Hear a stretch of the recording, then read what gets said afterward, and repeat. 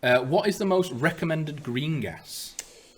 Yeah, it's open-ended. Yeah, there's not a vast amount of difference between them, to be fair. Yes. It's like a mixture and a pressure difference. Yes. So with the mixture, you get a certain amount of propellant and a certain amount of lubricant, which is, it's good to have the lubricant in there because it keeps all the rubber seals nice and fresh, make sure they don't dry out, make sure you don't get any leaks in the magazine, for example.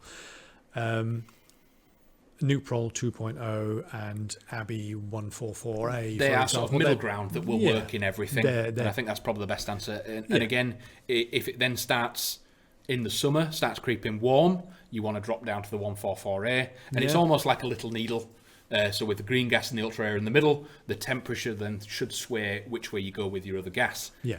It's not going to make a massive difference in most platforms, but especially like M4s or GHK or M4s that have got really, really heavy bolts that are using a lot of gas to throw that weight back, and you need to keep that momentum going with the functionality of it. Go for that V8, that V12.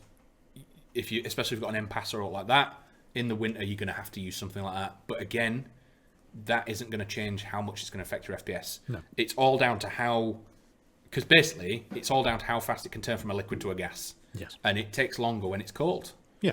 But yeah, it's a bit of an open-ended question, and it depends what platform you're putting it in. Yeah. It's very hard to answer sometimes. But green gas and ultra air are middle of the road, and then you can swing either way when it gets warm or cold. Just remember with ultra air, if you are going to use that regularly, because there's no lubricant in ultra air. I don't think so, no. And I don't think there's any in the new Vorst the stuff Vorst either. stuff, right? No, just every dozen or so fills of the magazine, a couple of drops of silicone oil in the gas feed hole before you put the gas in, and it will just keep those rubber seals nice and fresh, stop them from drying out for you. So you don't have to worry about having to have lubricant in the green gas if you don't want to.